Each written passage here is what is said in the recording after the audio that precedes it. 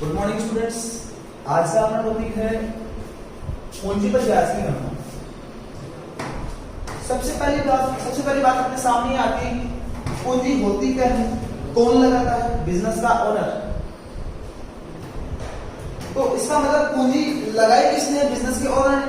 ब्याज किसको मिलेगा, बिजनेस के ओनर को। खर्चा किसके लिए है, व्यवसाय के लिए। अब बात करते हैं अपन इंटरेस्ट ऑन कैपिटल, पूंजी पर ब्याज के बारे में बात करें तो देखो, जैसे मान लो दो साझेदार हैं अपने पास, ए और बी।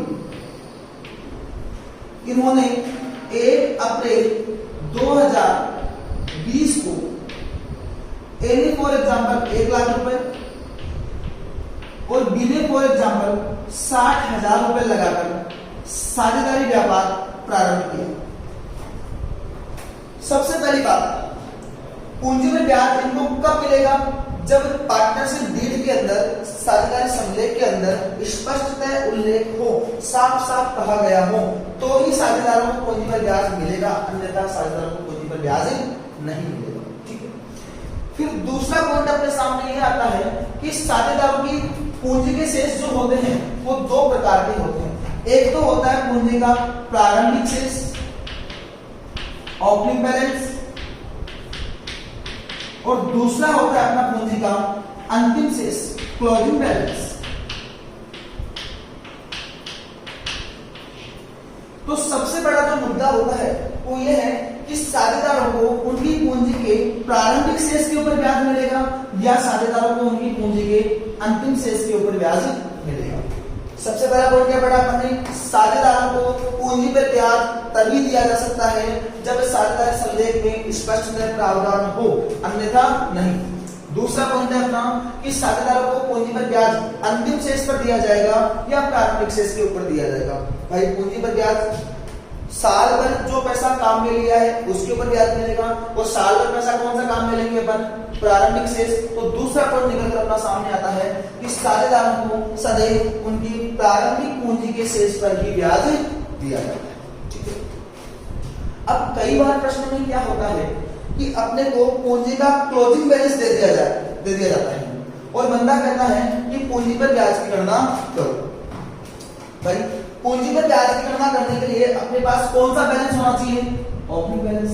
लेकिन प्रश्न में बंदा कौन सा बैलेंस देता है अपने को, क्लोजिंग बैलेंस। तो ऐसे कंडीशन में अपने को क्या करना पड़ेगा, पहले क्लोजिंग बैलेंस और अन्य सूचनाओं के आधार पर अपने को कैपिटल अकाउंट का अर्थात साझेदारों की पूंजी का प्रारंभिक शेष कैलकुलेट करना पड़ेगा और उसके बाद में उसके ऊपर अपने को इंटरेस्ट की कैलकुलेशन करनी पड़ेगी। तो 2 पॉइंट निकलकर सामने आए हैं अपने। पहला, साझेदारों को पूंजी पर ब्याज केवल तभी दिया जा सकता है जब साझेदारी समलेख में स्पष्टतः प्रावधान हो, और दूसरा पॉइंट अपना निकलकर आया कि साझेदारों को पूंजी पर ब्याज उनके प्रारंभिक पूंजी शेष के ऊपर दिया जाता है। फिर तीसरा पॉइंट आता है अपना, यदि प्रश्न में साझेदारों की पूंजी का क्लोजिंग बैलेंस दिया हुआ हो और अगर अपने को ओपनिंग बैलेंस निकालना हो तो अपन कैसे कैलकुलेट करेंगे। सीधा सा मेथड है, रटने की कहीं आवश्यकता ही नहीं है। देखो भाई, अपन ने पार्टनर्स कैपिटल अकाउंट बनाना सीखा था। पार्टनर्स कैपिटल अकाउंट के अंदर अपन ने क्या लिखा था, सबसे पहले बाय बैलेंस डीडी, अर्थात लास्ट ईयर का क्लोजिंग बैलेंस, वही क्या बना था अपना इस साल का ओपनिंग बैलेंस, अर्थात ये क्या था, अपने साझेदारों की पूंजी खाते का प्रारंभिक शेष था। फिर अपन ने इसके अंदर क्या क्या लिखा था, बाय कैश, ये क्या था, एडिशनल कैपिटल। यदि किसी साझेदार ने अतिरिक्त पूंजी लगाई है तो एंट्री क्या बनती है, cash account debit to partners capital account, और पार्टनर्स कैपिटल अकाउंट में क्या कॉस्टिंग होगी, बाय कैश। इसके अलावा साझेदारों को सैलरी मिली है, कमीशन मिला है, उनके लोन के ऊपर ब्याज मिला है, उनकी पूंजी के ऊपर ब्याज मिला है, या उनको पी&एल एप्रोप्रिएशन अकाउंट से यदि प्रॉफिट मिला है तो इनको अपन कहां लिख देते हैं, पार्टनर्स कैपिटल अकाउंट की सीआर साइड।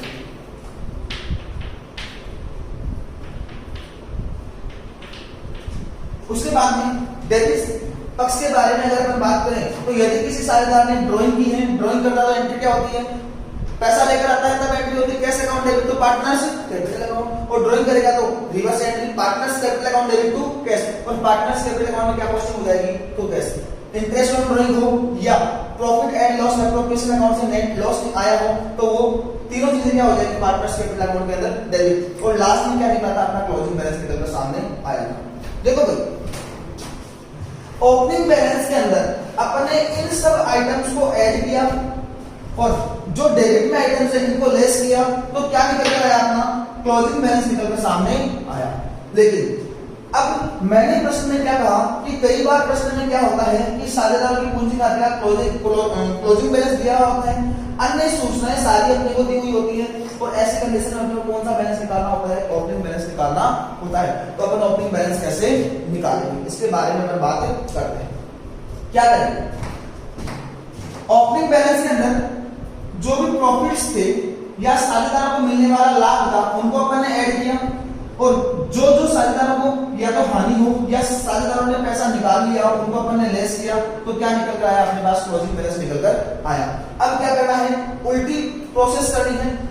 क्लोजिंग बैलेंस अपने पास दिया हुआ है, जो आइटम लास्ट टाइम अपन ने लेस किए थे अब क्या करना पड़ेगा, अपने को इनको ऐड करना पड़ेगा, और जो आइटम लास्ट टाइम अपन ने ओपनिंग बैलेंस में ऐड किए थे उनको क्या करना पड़ेगा, लेस करेंगे, तो ऑटोमेटिक में कहां पहुंच जाएंगे, ओपनिंग बैलेंस के ऊपर पहुंच जाएंगे। एक एग्जांपल के माध्यम से समझते हैं। जैसे मान लो एक राम नाम का बंदा है, उसने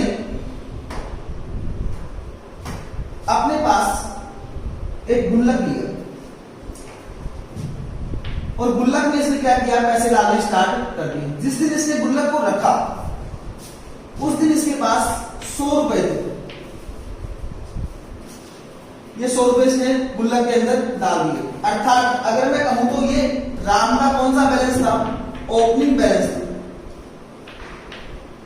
फिर कुछ दिनों बाद राम के जो फादर है, राम के जो पिताजी हैं, इन्होंने इसको 50 का नोट दिया और इस 50 रुपए को भी राम ने क्या किया, गुल्लक के अंदर डाल दिया।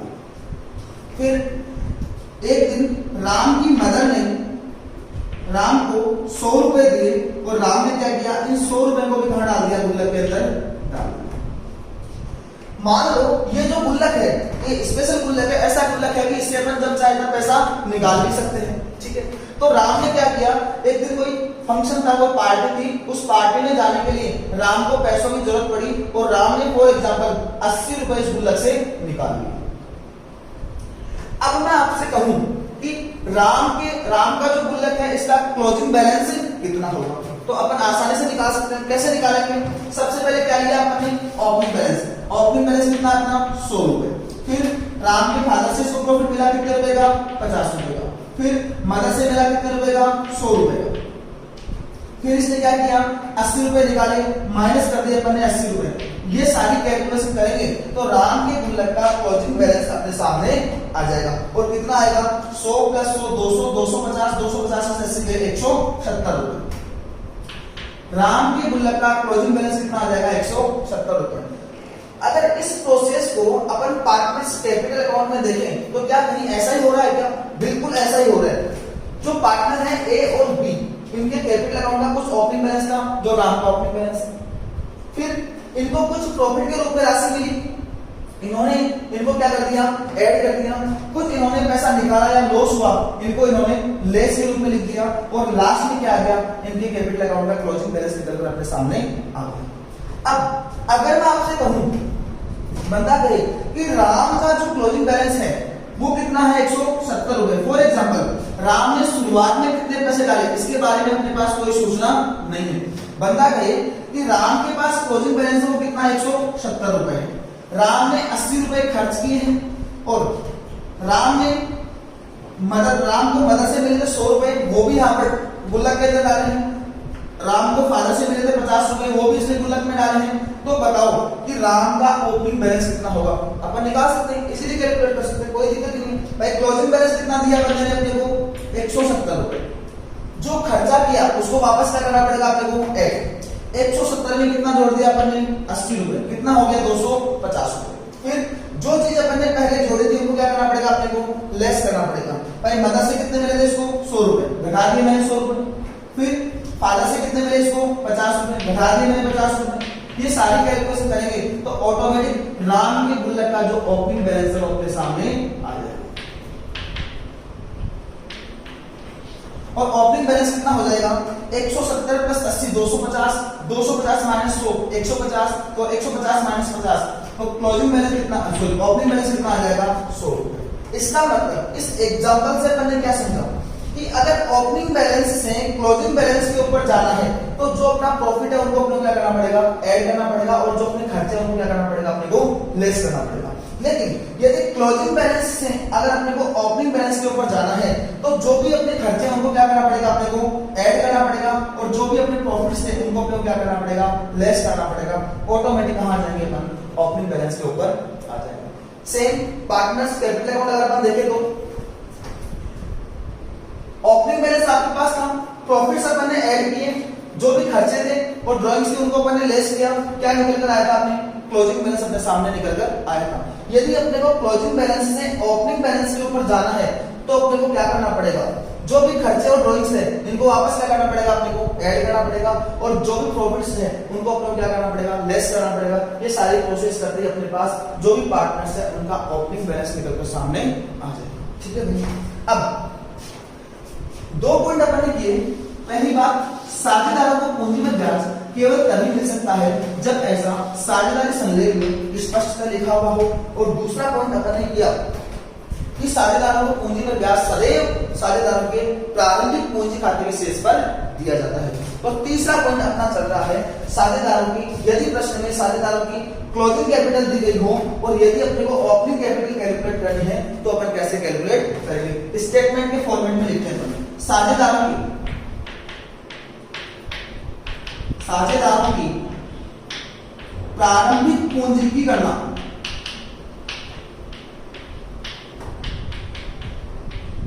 Calculation of opening capital of partners. सबसे पहले किसको आधार मानेंगे अपन, क्लोजिंग कैपिटल को। क्लोजिंग कैपिटल ऑफ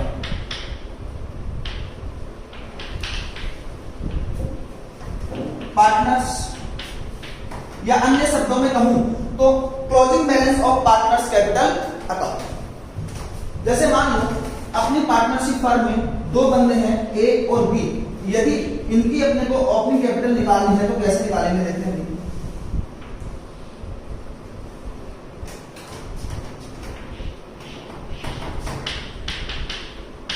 सबसे पहले बेस लिया अपन ने क्लोजिंग कैपिटल, फिर जो आइटम अपन ने ओपनिंग से क्लोजिंग पर पहुंचने में लेस के लिए उनको क्या करना पड़ेगा, अपने को ऐड करना पड़ेगा। ऐड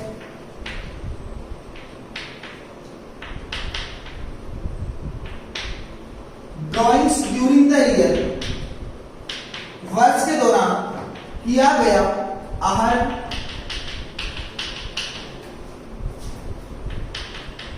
दूसरा पॉइंट, इंटरेस्ट ऑन ड्रॉइंग्स, आहरणों पर ब्याज। तीसरा point, net loss of profit and loss appropriation account. यदि P&L एप्रोप्रिएशन अकाउंट से कोई लॉस हुआ था और अगर अपन ने उसको पार्टनर्स कैपिटल अकाउंट में डाल रखा है तो इसको भी क्या करना पड़ेगा, वापस अपने को ऐड करना पड़ेगा। फिर ये सारा काम करने के बाद कुछ अमाउंट अपने पास आएगा जिसमें से कुछ डेटा अपने को लेस करने पड़ेंगे, और लेस करने वाला डेटा वो है जो लास्ट टाइम ओपनिंग से क्लोजिंग पर जाते टाइम पर अपन ने ऐड किए। लेस क्या क्या किया जाएगा, देखते हैं भाई। Less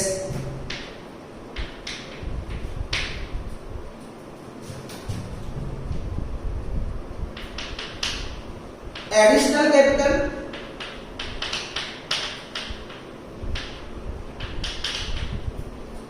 point number 2, salary to partner,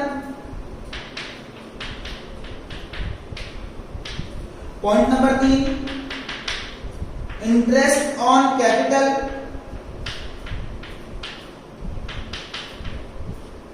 point number 4, commission to partner,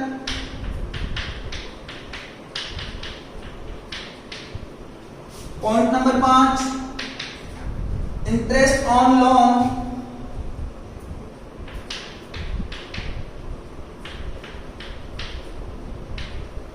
next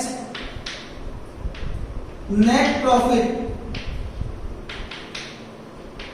of P&L appropriation account. इसके अलावा अगर कोई चीज पार्टनर्स कैपिटल अकाउंट में अगर अपन ने क्रेडिट की थी तो उसको भी क्या करना पड़ेगा, अपने को लेस करना पड़ेगा। ये सारे काम करने के बाद में जो अपने पास कैपिटल निकल कर आएगी वो अपनी होगी पार्टनर्स की ओपनिंग कैपिटल।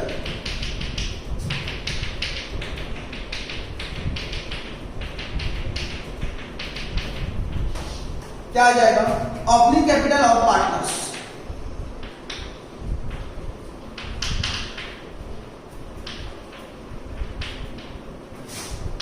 क्यों कैलकुलेट किया अपन ने इसको, क्योंकि साझेदारों की पूंजी के प्रारंभिक शेष पर ही अपने को ब्याज देना होता है, उसके ऊपर ही अपने को ब्याज कैलकुलेट करना होता है। और वो कैलकुलेट करने के लिए अपन ने इस फॉर्मेट को सीखा है कि ओपनिंग कैपिटल, यदि प्रश्न में कई बार क्या होता है कि क्लोजिंग कैपिटल दी हुई होती है और अपने को ओपनिंग कैपिटल कैलकुलेट करनी होती है, तो ओपनिंग कैपिटल कैसे कैलकुलेट करेंगे इसके बारे में हमने बातें की थी। इसके बाद में अगर अपन बात करें तो पूंजी पर ब्याज निकालने का अपना फॉर्मूला क्या होता है, इसके बारे में बात करते हैं।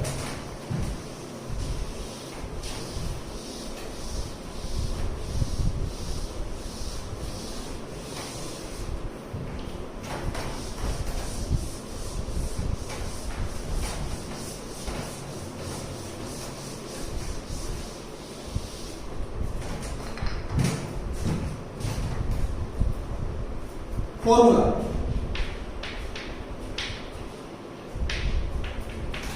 Interest on capital is equals to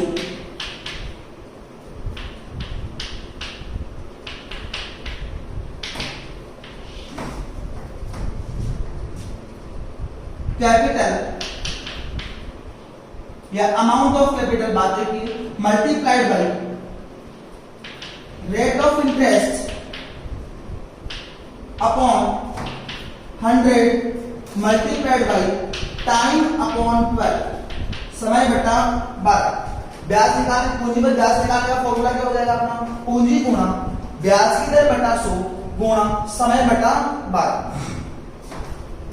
अब कई बार क्या होता है, जैसे मान लो एक पार्टनर है ए,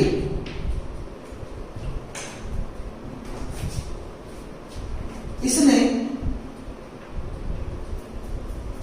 पार्टनरशिप बिजनेस के अंदर प्रवेश लिया और 1/4/2020 से इसने बिजनेस स्टार्ट किया और जैसे ये पार्टनरशिप के अंदर इंट्रोड्यूस हुआ उस टाइम पर फॉर एग्जांपल इसने 2 लाख रुपए पूंजी के रूप में लगाए। पार्टनरशिप डील में यह प्रावधान है कि साझेदारों को उनकी पूंजी पर 10% वार्षिक दर से ब्याज दिया जाएगा। फिर क्या किया, ए ने क्या किया, कुछ दिनों बाद फॉर एग्जांपल 6 महीने बाद, और 6 महीने कब होंगे, सितंबर अक्टूबर को, 6 महीने बाद अर्थात 1 अक्टूबर 2020 को ए ने क्या किया है, 1 लाख रुपए पूंजी के रूप में और लगा दिए। अब बंदा प्रश्न में अपने से ये पूछता है कि 31 मार्च 2021 को समाप्त होने वाले लेखांकन वर्ष के लिए एक ही पूंजी पर ब्याज की गणना कीजिए। ठीक है, ब्याज निकालने का अपना फॉर्मूला क्या होता है, कैपिटल गुणा रेट ऑफ इंटरेस्ट बटा 100 मल्टीप्लाइड बाय टाइम अपॉन 12। सामान्यतः पूंजी पर ब्याज कौन से शेष पर मिलता है, प्रारंभिक शेष पर, लेकिन यहाँ पर साझेदार ने वर्ष के मध्य में और पूंजी लगाई है तो इस पूंजी के ऊपर भी अपने को ब्याज देना पड़ेगा। ठीक है, अब एक ही पूंजी पर अगर अपन ब्याज कैलकुलेट करना चाहें तो देखो 2 तरीके से निकालना पड़ेगा। एक तो प्रारंभिक पूंजी पर, और प्रारंभिक पूंजी पर ब्याज कितना हो जाएगा देखते हैं भाई, पूंजी कितनी है 2 लाख रुपए multiplied by rate of interest, पूंजी पर ब्याज की दर कितनी देगी अपने को 10%, 10/100 गुणा समय बटा 12। इस पूंजी पर कितने महीने का ब्याज लगेगा, कब से अपने पास पूंजी है 1 अप्रैल से, लेखांकन वर्ष खत्म कब होगा 31 मार्च को, ब्याज की गणना कब करेंगे 31 मार्च को। इस पूंजी के ऊपर कितने महीने का ब्याज लगेगा, पूरे 12 महीने का, गुणा 12/12। 0 से 0 कैंसिल, 0 से 0 कैंसिल, 12 से 12 कैंसिल, इसके ऊपर ब्याज कितना आ जाएगा अपना 20,000। फिर एडिशनल कैपिटल, अतिरिक्त पूंजी की बात करें तो कितने एडिशनल कैपिटल लगा इसने 1 लाख रुपए। ब्याज की दर कितनी है अपने पास 10% वार्षिक गुणा 10/100। इस एडिशनल कैपिटल के ऊपर कितने महीने का ब्याज लगेगा भाई? 1 अक्टूबर को इसने पैसा लगाया, ब्याज की गणना कब करेंगे अपन? लेखांकन वर्ष के अंत में, और लेखांकन वर्ष का अंत कब होता है अपना? 31 मार्च को। अक्टूबर, नवंबर, दिसंबर, जनवरी, फरवरी और मार्च, इस एडिशनल कैपिटल के ऊपर कितने महीने का ब्याज लगेगा? 6 महीने का। तो गुना 6/12 टाइम अपॉन 12, टाइम कितना आ गया अपना यहाँ पर? 6 महीने। और ब्याज कितना हो जाएगा अपना? 0 से 0 कैंसिल, 0 से 0 कैंसिल, 6 एकम 6, 6 2 12, 10,000 भाग 2 कितना हो जाएगा? 5,000। और एक ही पूंजी पर टोटल ब्याज जो है वो निकल कर कितना सामने आ जाएगा? 25,000। तो ये अपना पॉइंट था, calculation of interest on capital, पूंजी पर ब्याज की गणना। आज की क्लास में इतना ही।